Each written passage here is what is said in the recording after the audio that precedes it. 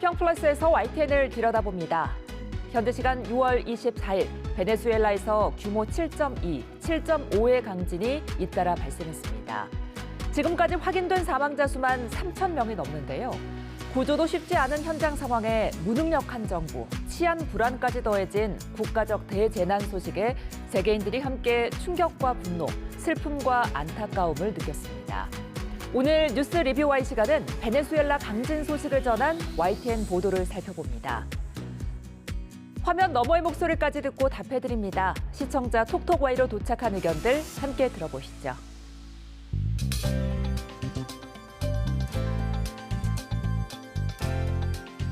시청자 여러분 안녕하십니까? 윤보리입니다. 폭염이나 극한 호우의 기세, 발생 빈도가 갈수록 강해지고 있습니다. 정부는 올해부터 새로운 기상예보 체계와 국민안전 시스템을 가동하고 부처별로 국민안전 대응 매뉴얼을 알기 쉽고 자세하게 알리고 있는데요. 날씨로 생명을 위협받는 수준이 됐다는 판단에 따른 조치들입니다. 올여름 예년보다 더 덥고 힘들 거란 예보인데요. 날씨 정보, 건강 정보 자주 확인하시면서 건강하고 안전한 여름 나시길 바랍니다. 그럼 이번 주 시청자 비평 플러스 뉴스 리뷰와이부터 시작합니다.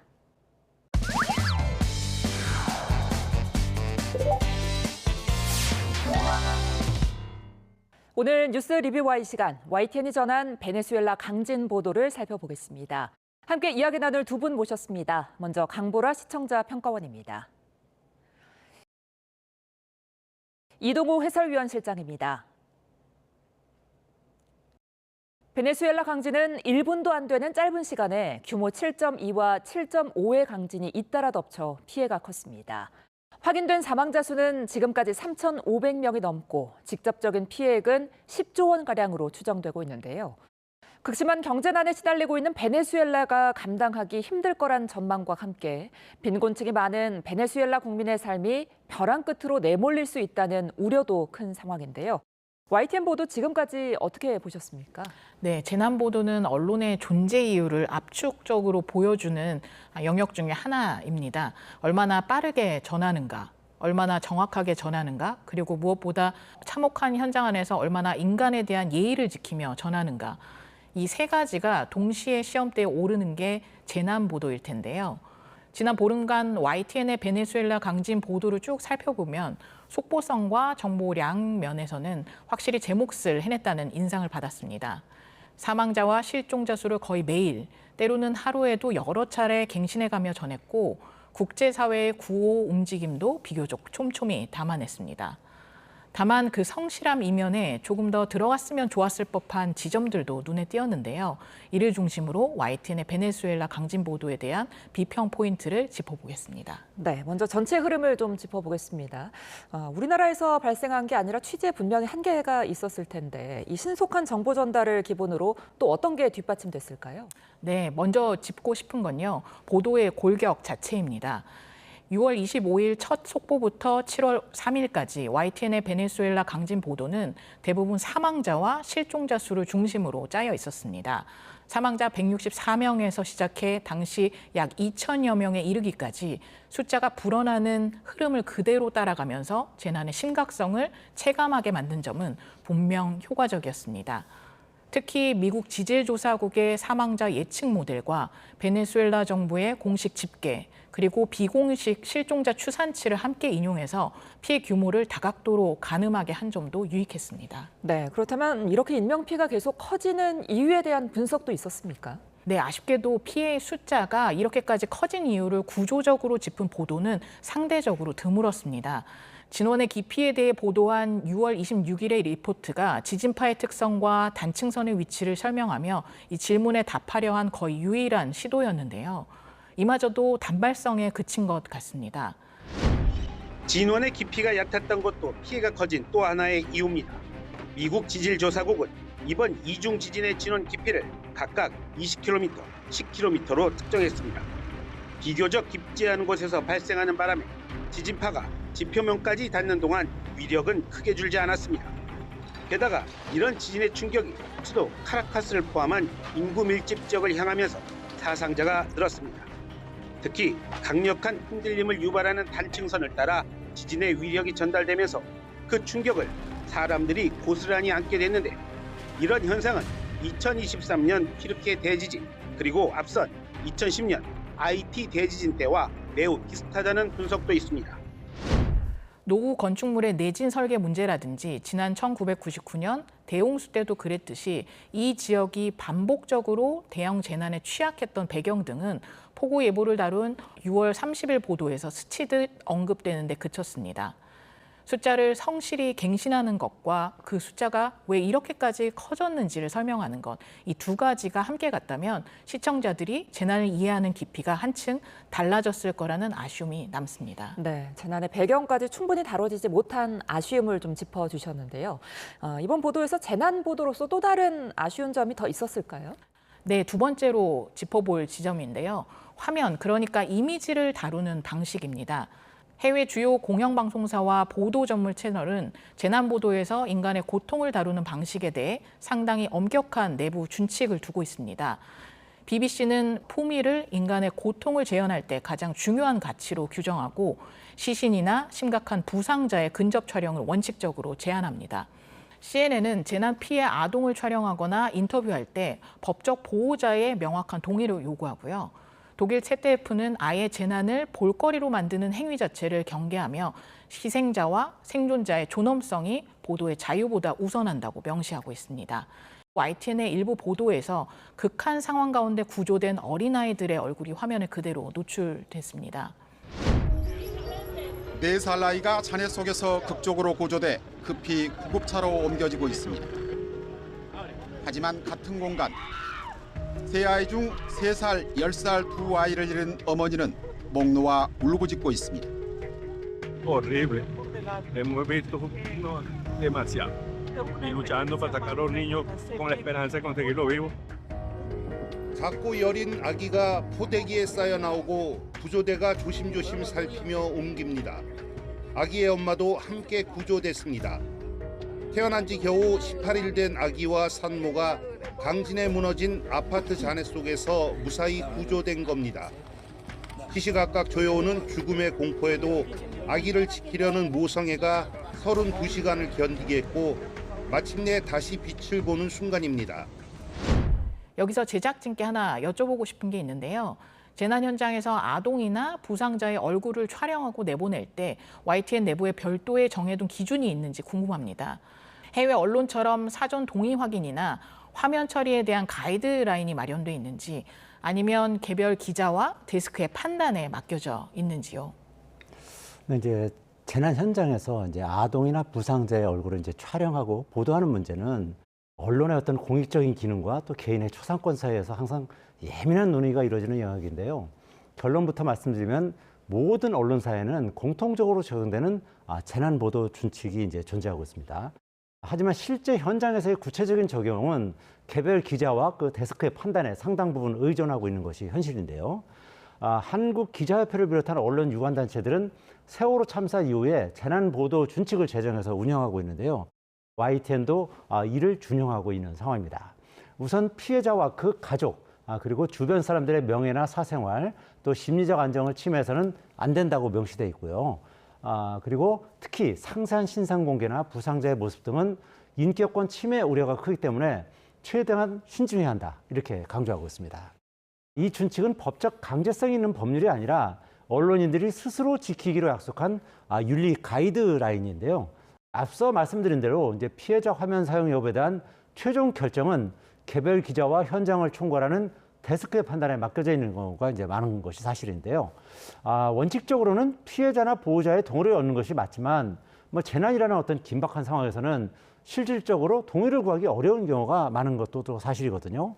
주요 사건이나 화면의 경우에는 보도국에서 이제 데스크들이 모두 모여서 해당 화면이 공익적 가치와 피해자 보호 가운데 어느 쪽에 더 무게를 둬야 할지 실시간으로 판단하고 최종 결정하고 있는 그런 상황입니다. 네, 피해자 화면 사용은 재난 보도 준칙을 바탕으로 공익성과 피해자 인권을 함께 고려해서 신중하게 결정하고 있다는 점 알아주시면 좋겠습니다.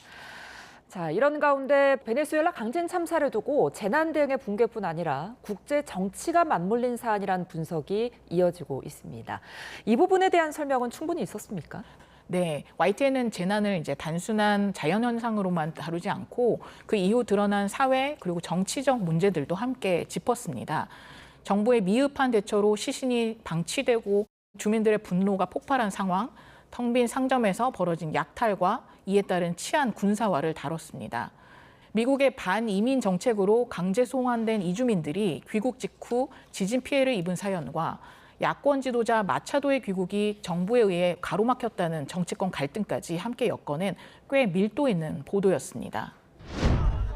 무너진 창고와 상점, 슈퍼마켓 안으로 들어가 그냥 물건을 갖고 나오는 이재민들입니다.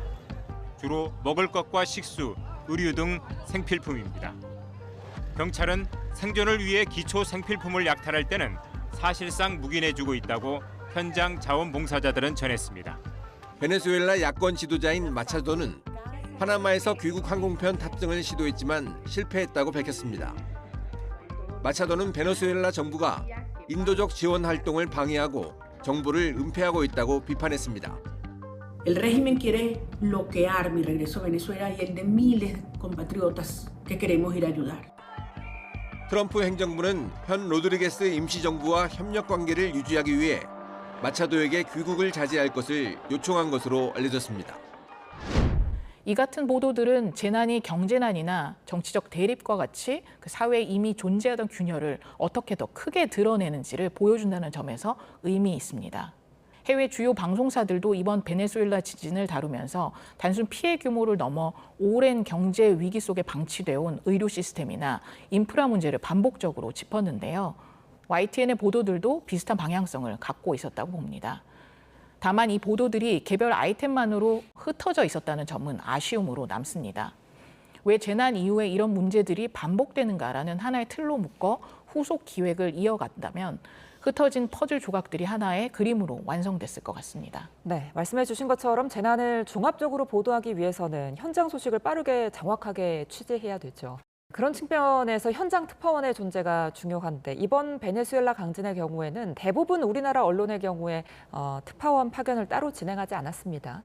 YTN도 마찬가지인데요. 이 부분에 대한 궁금증이 좀 있으셨을 것 같아요. 네, 그렇습니다. 이번 보도들을 쭉 보면 현장 전달의 대부분이 뉴욕 등 미국 특파원과의 연결 그리고 국제부의 전원으로 이루어졌습니다. 화면 역시 AP, 로이터 통신의 영상이나 소셜미디어 자료에 상당 부분 의존하고 있는데요. 네, 그렇습니다. 베네수엘라 당국은 현재까지 920명이 숨지고 3,360명이 다쳤다고 집계했습니다. 구조된 사람의 수는 아직도 200여 명에 불과합니다. 주민들은 급한 마음에 이 정부 구조대가 턱없이 부족하다면서 장비 부족 문제를 지적하고 있는데요. 맨손으로 구조에 나서고 있는 상황입니다. 물론 정치적으로 민감한 상황에 처한 국가인데다가 접근 자체가 쉽지 않은 지역이다 보니 직접적인 취재가 어렵다는 점은 충분히 이해합니다. 다만 현장 특파원 없이도 현지 상황을 얼마나 충실히 전할 수 있는지는 언론사의 역량이 드러나는 지점이기도 합니다. 외신에 의존이라는 한계 속에서도 나름대로 현지 목소리, 예를 들어 실종자 가족 인터뷰라든지 UN 상주 조정관 발언 등과 같은 부분을 살려내기 위해 애쓴 흔적이 보였습니다. 다만 이게 매 리포트마다 균질하게 이루어졌다기보다는 편차가 있어 조금 아쉬웠습니다. 이 지점에서 제작진에게 한 가지 더 여쭙고 싶은데요. 베네수엘라처럼 특파원을 직접 파견하기 어려운 지역에서 재난이 발생했을 때 현장감을 보완하기 위해 YTN이 활용하는 대안적 방법이 있는지 궁금합니다. 예, 이번 이제 베네수엘라 강진처럼 이제 대규모 재난이 발생을 하면 이제 YTN 보도국의 국제부장과 이제 그 재난 현장과 가까운 특파원이 서로 논의를 해서 바로 특파원을 파견할지 여부를 이제 결정하게 되는데요. 이 판단에는 이제 여러 가지 배경을 고려합니다. 일단 국내 시청자들에게 뉴스 가치가 어느 정도 높은지부터 파악하고요. 또 베네수엘라 지진 같은 경우는 매우 큰 재난이라는 점만 봐서는 이제 곧바로 특파원 등 취재진을 이제 급해야 하는 상황이었습니다. 하지만 이제 현지 교민의 수라든지 한국과의 지리적 거리 그리고 정서적 유대 등을 고려해서 이제 판단을 했는데요. 이번에 베네수엘라 수도의 공항도 폐쇄됐기 때문에 특파원을 보내고 싶어도 신속하게 현장에 갈 방법이 마땅치 않았던 것도 이제 하나의 이유라고 할 수 있겠습니다. 사실은 이제 많은 경우에 다른 언론사의 동향도 이제 참고하게 되는데요. 이번 베네수엘라 지진의 경우에는 KBS만 이제 비교적 초기에 재난 현장 한가운데는 아니고 다른 도시를 통해서 이제 경유해서 들어가는 그런 방식을 택했는데요. 이렇게 직접 YTN 취재진을 현장에 보내지 않은 경우에는 간접 취재에 의존할 수밖에 없는데요. 외신을 통한 간접 취재를 할 때는 팩트 규명을 가장 중요시하고 있습니다.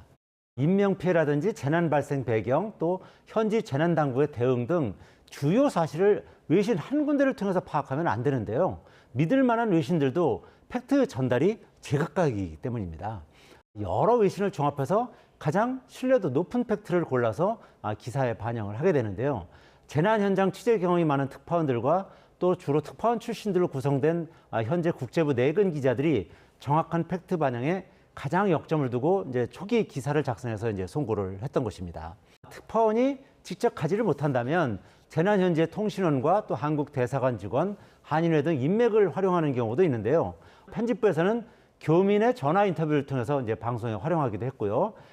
다행히 재난 현장에서 한국인 피해자가 YTN에 제보를 해오기도 합니다. 직접 전화를 한다거나 또는 카카오톡 제보, 또 YTN 앱을 통한 제보 등 다양한 경로를 통해서 현장 상황이나 사진 그리고 이제 영상을 제보자들이 이제 보내주는 경우도 많은데요.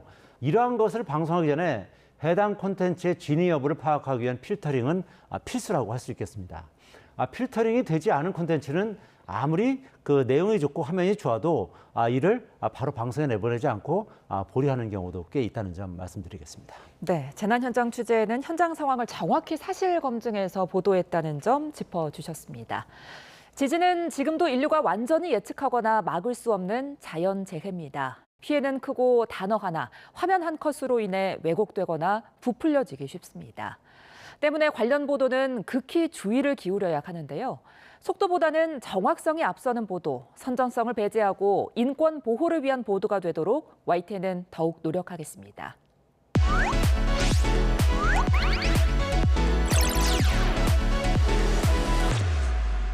시청자의 알 권리와 보도의 가치 향상을 위해 노력한 방송을 꼽아보는 디딤돌 뉴스 시간입니다. 평가원님, 이번 주 주목할 만한 보도 어떤 게 있었습니까? 네, 이번 주 디딤돌 뉴스로는요. 일본의 강진과 우리나라의 상황을 연결지어 설명한 보도를 꼽아보았는데요.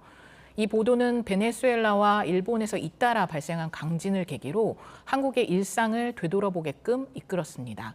전문가의 인터뷰를 통해 일본 난카이 대지진이 발생할 경우 한반도에 미칠 지질학적 영향까지 구체적으로 설명하며 지진 대비가 남의 나라 얘기가 아니라는 걸 논리적으로 풀어냈습니다.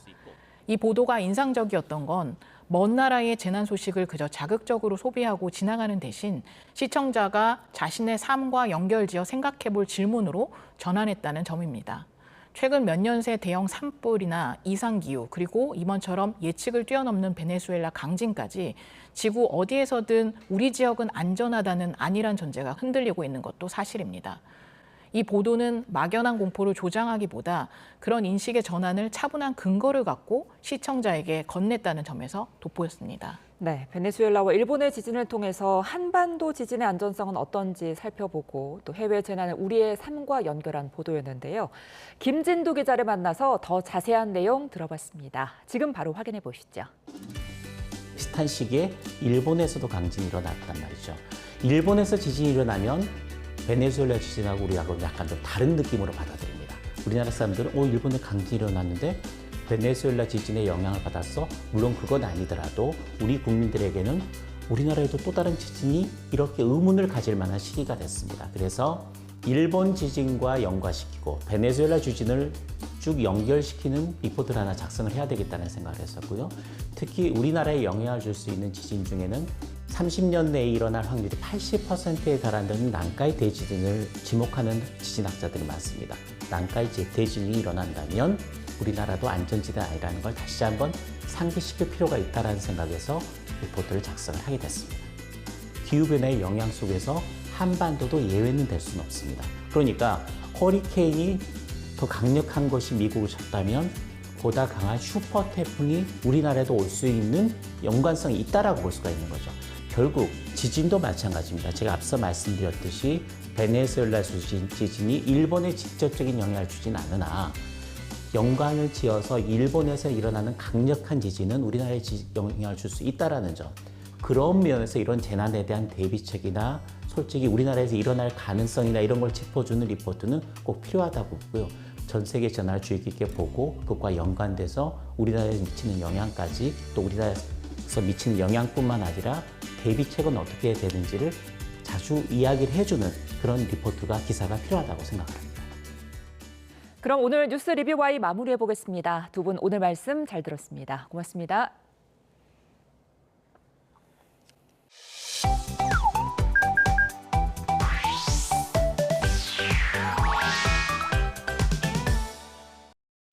뉴스는 전달로만 끝나지 않습니다. 뉴스를 본 시청자의 생각이 더해질 때 비로소 완성되는데요. YTN을 향한 시청자의 목소리를 듣고 YTN이 답하는 시청자 톡톡 Y 시간입니다. 오늘은 어떤 의견이 들어왔을까요? 지금 바로 확인해 보시죠.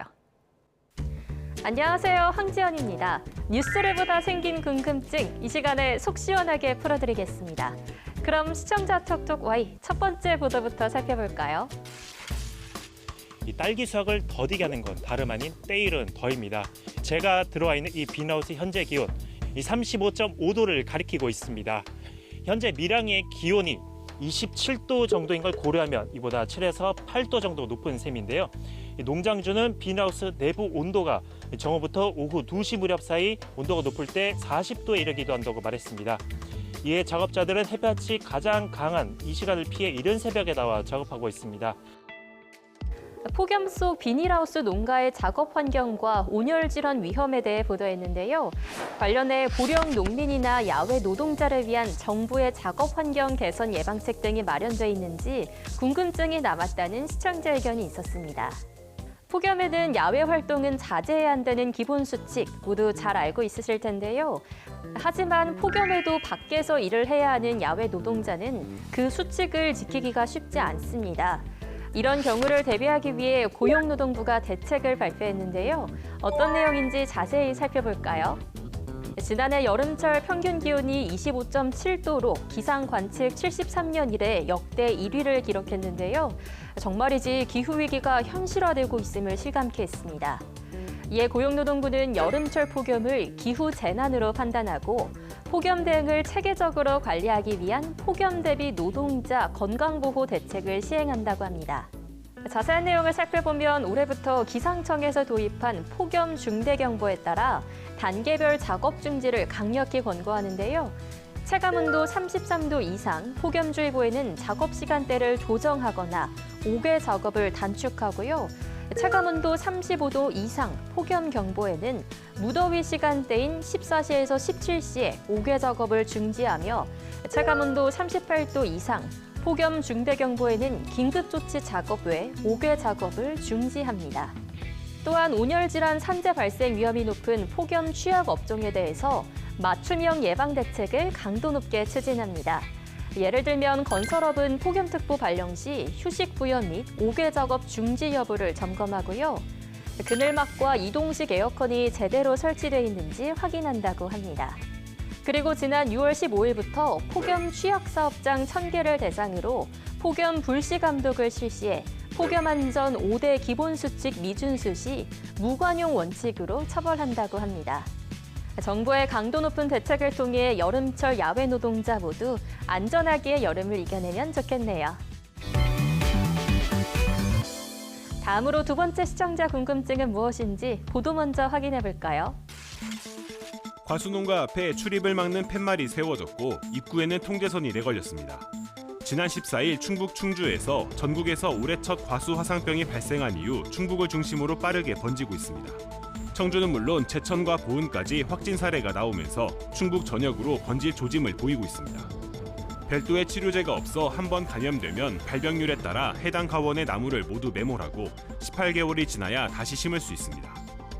특히 요즘처럼 비가 내리거나 바람이 불고 낮 기온이 30도 안팎 날씨에는 과수화상병이 더 빠르게 퍼질 수 있습니다. 과수화상병 확산과 방역 대응 상황을 전하며 농가가 겪는 피해의 심각성을 짚었는데요. 지역 피해 규모와 전년 대비 발생 추세, 그리고 올해 과수화상병만의 특징 등에 대한 내용이 보강됐다면 좋겠다는 시청자 의견이 있었습니다. 과수화상병이란 사과나 배 등 장미과 식물에 생기는 세균병인데요. 여기서 화상병은 나무가 불에 탄 것처럼 말라 죽는다고 해서 생긴 용어입니다. 우리나라의 경우 과수화상병이 2015년 처음으로 확인됐는데요. 과수화상병은 날씨가 따뜻해지는 4월에서 5월, 개화기에 주로 발병하는데 이 시기에는 과수농가에 각별한 주의가 요구됩니다. 과수화상병이 국내에 처음 발생한 이후 가장 피해가 컸던 지난 2020년에는 744곳의 농가에서 축구장 550여 개를 합친 규모인 394헥타르에 달하는 피해를 봤는데요. 그렇다면 올해 상황은 어떨까요? 올해 과수화상병이 발생한 충남의 농가는 모두 19곳, 특히 충남의 사과 주산지인 예산에서만 13곳의 농가가 감염됐습니다. 전국적으로는 6월 15일 기준 과수화상병 발생 농가는 100곳을 넘겼고요. 지난해 같은 시기보다 농가 수는 20%, 피해 면적은 30% 넘게 늘었습니다. 특히 경기 고양과 충남, 홍성, 공주, 세종 등 발생 이력이 없던 곳에서도 피해가 늘고 있다고 합니다. 이처럼 올해 과수화상병의 양상은 이전과 다르게 나타나는데요. 발생 권역의 변화가 나타나고 있습니다. 변화의 주요 원인을 살펴볼까요?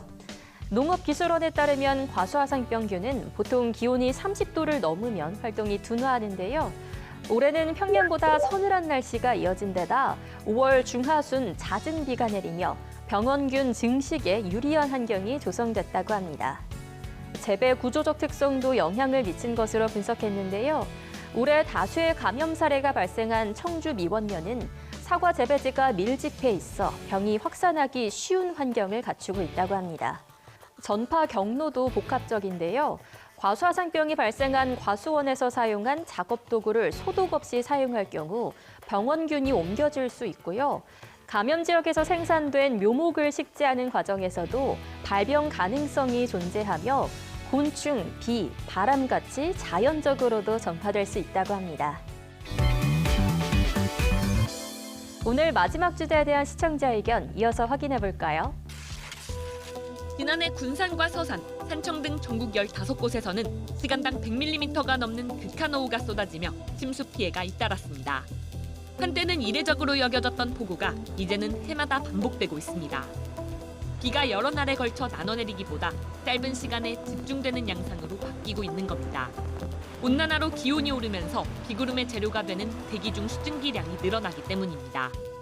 통상 기온이 1도 오르면 수증기량은 7%가량 증가하는데 최근 연구에서는 극한호우가 이보다 더 빠르게 강해질 수 있는 걸로 분석됐습니다. 기상이변이 갈수록 심해지며 비가 내리는 양상도 변화하고 있다고 전했는데요.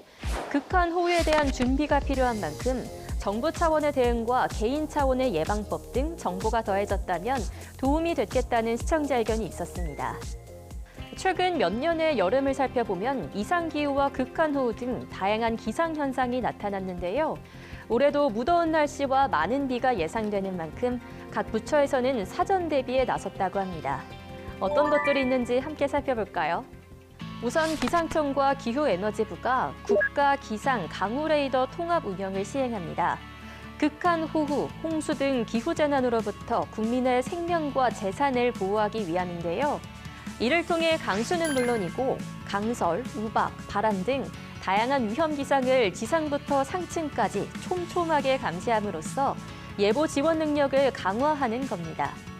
특히 집중호우를 유발하는 기구론의 발달 여부를 실시간으로 감시해 위기경보 선행 시간 확보에 기여한다고 하는데요.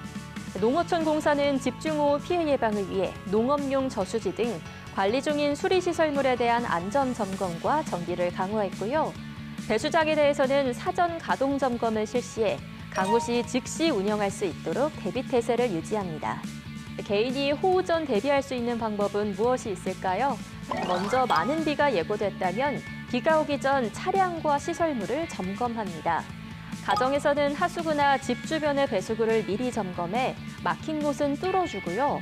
하천이나 해변 근처 및 저지대에 주차된 차량은 안전한 곳으로 이동시킵니다. 호우특보가 발효되면 저지대나 상습 침수 지역, 산사태 위험 지역, 지하 공간이나 붕괴 우려가 있는 노후주택과 건물 등에서 벗어나 안전한 곳으로 몸을 옮겨야 하는데요. 잘 알아두셨다가 호우 예보가 있다면 미리 실천해 보시기 바랍니다. 여러분이 남겨주신 궁금증 오늘도 속 시원히 풀리셨을까요? 다음 시간 알찬 내용으로 찾아오겠습니다. 그럼 다음 주에 만나요.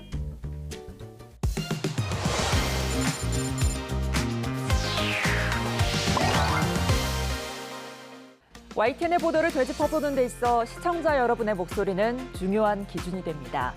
방송에 대한 여러 의견들 SNS와 홈페이지를 통해 남겨주시고요. 시청자 비평 플러스는 다음 주 보다 깊이 있는 시선으로 찾아뵙겠습니다. 시청해주신 여러분 고맙습니다.